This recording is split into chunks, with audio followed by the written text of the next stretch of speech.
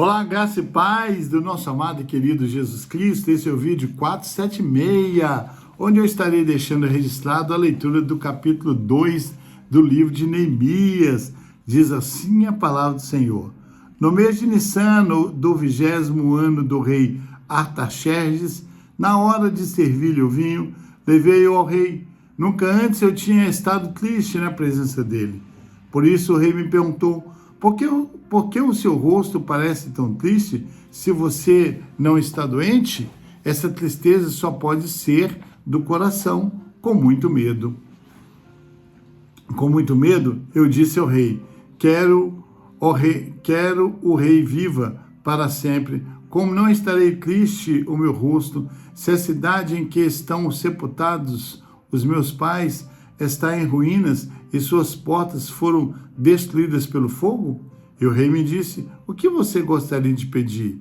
Então orei ao Deus dos céus e respondi ao rei: se for do agrado do rei e se o seu servo puder contar com a benevolência do rei, que ele me deixe ir à cidade de Judá, onde meus pais estão enterrados, para que eu possa reconstruí-la. Então o rei, com a rainha sentado ao seu lado, perguntou-me: quanto tempo levará a viagem? Quando você voltará? Marquei um prazo com o rei e ele concordou que eu fosse. E a seguir acrescentei: se for do agrado do rei, que me dê cartas aos governadores do Trans-Eufrades para que me deixe passar até chegar a Judá, que me deem também uma carta para Asaf, guarda da floresta do rei, para que ele me forneça madeira para as vigas das portas da cidadela, que fica junto ao templo do muro da cidade e da residência que irei ocupar. Visto que a bondosa mão de Deus estava sobre mim, o rei atendeu os meus pedidos. Com isso, fui aos governadores do Trans-Eufrades e lhes entreguei as cartas do rei. O rei fez-me acompanhar uma escolta de oficiais do exército e de cavaleiros.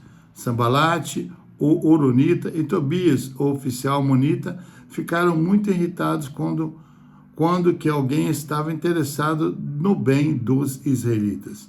Cheguei a Jerusalém e, depois de 3 dias de permanência, ali saí de noite com alguns dos meus amigos.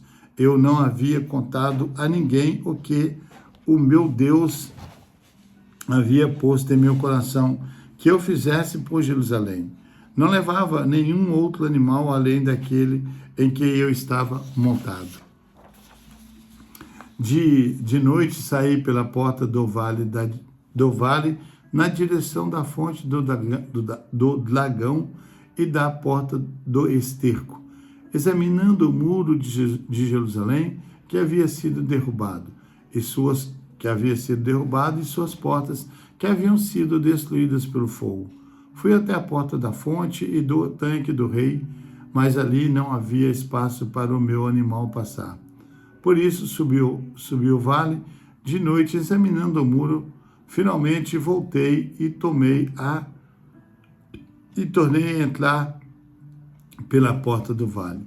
Os oficiais não sabiam onde eu tinha ido ou o que eu estava fazendo, pois até então eu não tinha dito nada aos judeus, aos sacerdotes, aos nobres, aos oficiais e aos outros que iriam realizar a obra. Então eu lhes disse: vocês estão vendo a situação terrível em que estamos? Jerusalém está em ruínas e suas portas foram destruídas pelo fogo.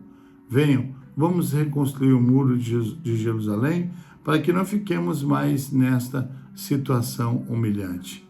Também lhes contei como Deus tinha sido bondoso comigo e que o rei me tinha dito. Eles responderam: sim, vamos começar a reconstrução.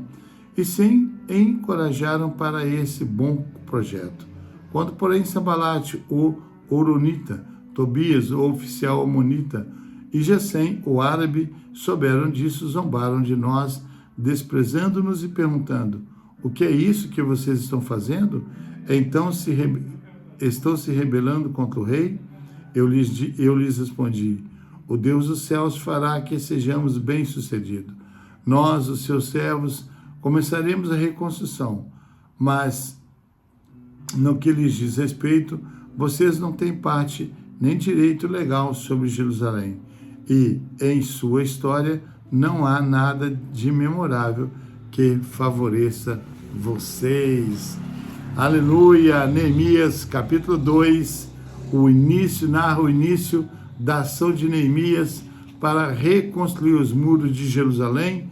Após orar, ele obtém permissão e recursos do rei Artaxerxes, que viaja para o Judá, inspeciona as ruínas em segredo e motiva o povo a reconstruir, enfrentando a oposição de Sanbalate e Tobias com coragem e fé. Esses 20 versículos podem assim ser divididos. Versículos 1 ao 8, a petição do rei. Versículo 9 ao 16, a chegada da inspeção, a chegada e inspeção. Versículos 17 ao 20, o chamado e a oposição. Bem, Neemias, capítulo 2, como é que ele pode ser aplicado em nossos dias de hoje? É extremamente prática, servindo como manual de liderança, planejamento estratégico e dependência espiritual. Neemias, capítulo 2, destaca a transição da oração para a ação, mostrando como reconstruir áreas arruinadas na vida pessoal, familiar, profissional ou comunitária. Em resumo, Neemias capítulo 2 é sobre sair de sentimentos de tristeza pela ruína e agir em fé, orando e planejando com sabedoria para reconstruir vidas e estruturas com o favor de Deus. Aleluia! Louvado seja Deus. Fica então a leitura do capítulo 2 do livro de Neemias. Um grande abraço, um grande beijo, um grande abraço desse que vos fala, pastor Geraldo Magela. E até o próximo vídeo, querendo Deus.